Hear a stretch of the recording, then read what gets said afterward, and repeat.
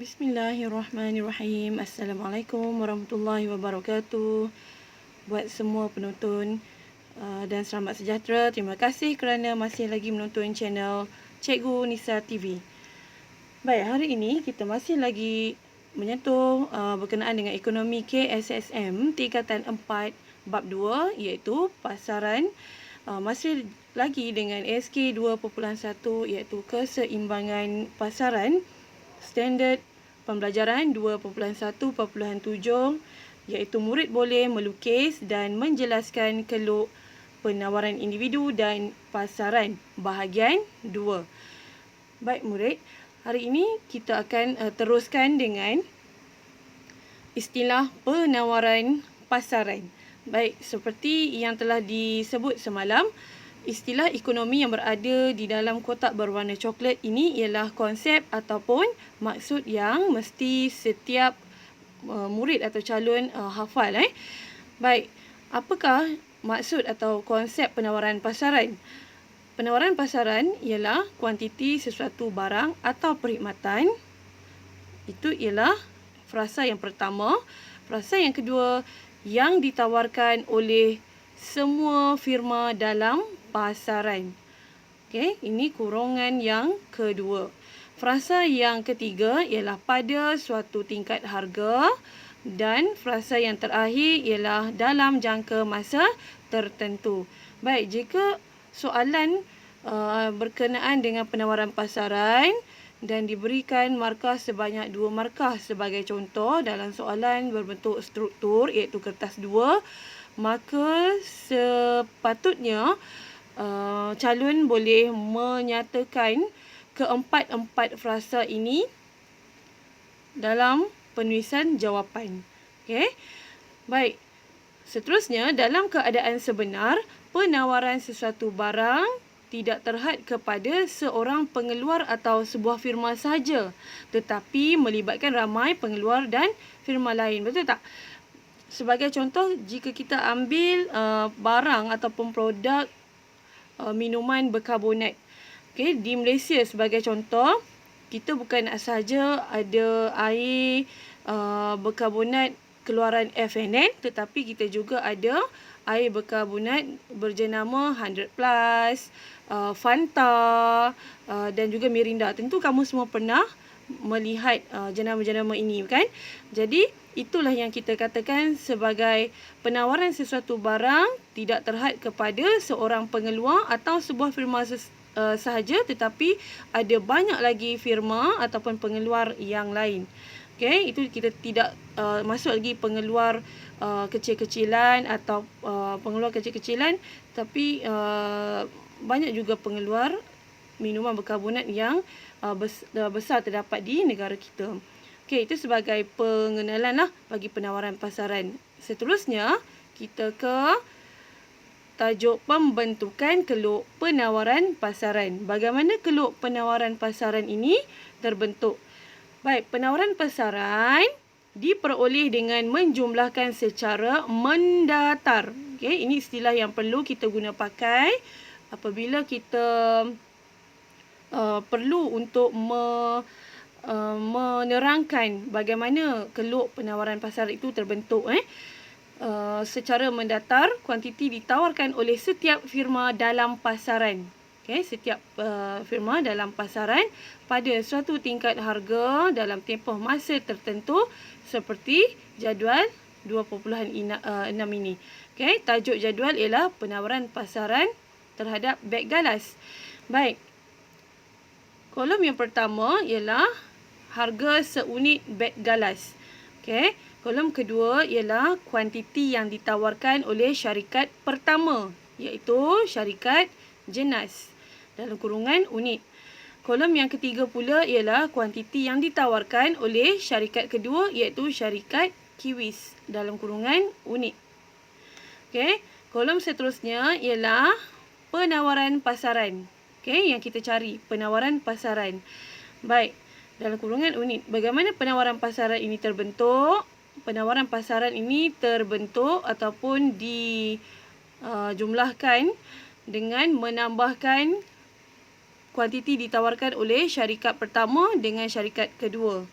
Okey, sekiranya ada lagi syarikat yang ketiga, maka kita tambahkan ketiga-tiga kuantiti ditawarkan oleh syarikat-syarikat tersebut. Tetapi untuk contoh kali ini hanya terdapat 2 buah syarikat sahaja yang melakukan penawaran terhadap beg galas. Maka kita jumlahkan kedua-dua kuantiti ditawarkan untuk mendapatkan penawaran pasaran. Manakala kolom yang terakhir ialah kolom titik. Okey, titik-titik kombinasi antara harga dengan kuantiti beg galas yang ditawarkan dalam pasaran. Baik, kita baca sepintas lalu penawaran pasaran terhadap beg galas ini. Baik, pada tingkat harga RM15 seunit beg galas, kuantiti yang ditawarkan oleh syarikat jenas ialah sebanyak 20 unit. Okey, pada tingkat harga yang sama pula, kuantiti yang ditawarkan oleh syarikat Kiwis ialah sebanyak 10 unit. Okey, baik, maka penawaran pasaran yang terhasil ialah sebanyak 30 unit, iaitu menjumlahkan atau menambahkan kuantiti ditawarkan oleh syarikat jenas dengan syarikat Kiwis. Okey, titik kombinasi ialah W. Baik, seterusnya kita lihat pada tingkat harga yang kedua, ketiga dan keempat. Baik, sepintas lalu kita boleh lihat bahawa tingkat harga ini adalah semakin meningkat. Okey, betul kan? Okey, baik, semakin meningkat. Baik, jadi untuk kita menghuraikan atau menyebut atau menghuraikan atau menulis, kita kombinasikan saja tingkat harga ini. Kita nyatakan bahawa tingkat harga ini adalah semakin meningkat dan kita nyatakan tingkat-tingkat harga. Okey, saya ulang, nyatakan keadaan tingkat harga ini sama ada semakin meningkat atau semakin menurun. Kemudian nyatakan nilai tingkat harga ini satu persatu. Okey. Kemudian kita nyatakan juga kuantiti yang ditawarkan oleh syarikat pertama dan juga kuantiti yang ditawarkan oleh syarikat kedua. Okey. Seterusnya kita nyatakan juga, kita tulis jumlah penawaran pasaran dan diikuti dengan titik kombinasi. Baik, untuk lebih jelas kita lihat huraian atau penyataan di bawah ini ya. Okey, baik. Andaikan bahawa dalam pasaran beg galas hanya terdapat 2 buah firma, iaitu syarikat jenas dan syarikat Kiwis. Ini andaian. Okey, ini andaian, bukan dalam keadaan yang sebenar. Tapi bila kita nak menulis untuk menjelaskan, maka kita mengandaikan bahawa hanya terdapat 2 syarikat sahaja.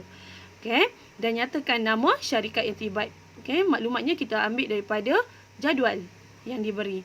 Okey, yang dalam tulisan ini kita panggil maklumat, dalam bentuk angka kita sebut sebagai data.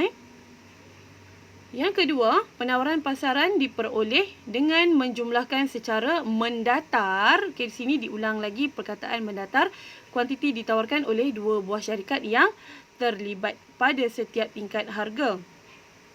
Okey, kita nyatakan bagaimana penawaran pasaran terhasil. Kita terangkan, iaitu dengan menjumlahkan. Bila sebut menjumlahkan, makna dia kita menambah secara mendatar. Ini frasa atau perkataan yang kita harus tulis sama. Kemudian contoh, pada harga RM15 seunit, penawaran pasaran ialah 30 unit. Okey, penawaran pasaran ialah 30 unit. Kemudian sambung dengan terangkan macam mana penawaran pasaran 30 unit itu terhasil. Okey, kita terangkan iaitu dengan menjumlahkan kuantiti ditawarkan oleh syarikat jenas. Berapa syarikat jenas tawarkan, iaitu 20 unit, dan kuantiti yang ditawarkan oleh syarikat Kiwis, berapa syarikat Kiwis tawarkan? Sebanyak 10 unit. Okey, lengkap. Ini terbaiklah jika calon boleh menghuraikan atau menjelaskan seperti ini. Okey, baik, seterusnya poin yang keempat, begitu juga pada harga seterusnya. Okey, apabila harga meningkat. Okey, tadi kita lihat pola tingkat harga yang diberi pada jadual ini adalah meningkat, semakin meningkat.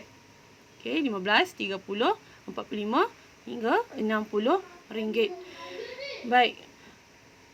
Apabila harga meningkat kepada RM30, RM45 dan RM60 seunit, semakin banyak kuantiti beg galas ditawarkan oleh syarikat Jenas dan syarikat Kiwis, iaitu penawaran pasaran turut meningkat. Okey, kita nyatakan berapa unit berapa unit. Kita kena terangkan contoh pengiraan. Kita kena terangkan contoh pengiraan bagaimana penawaran pasaran itu terhasil. Okey, begini. Buat dalam kurungan pun boleh atau dalam bentuk ayat sepenuhnya pun boleh. Kerana ini semua ialah markah. Okey, baik. Baru. Cikgu kira setakat ini sahajalah kita boleh teruskan dengan penawaran pasaran. Baik, terima kasih kerana masih lagi sudi menonton channel Cikgu Nisa TV untuk episod kali ini.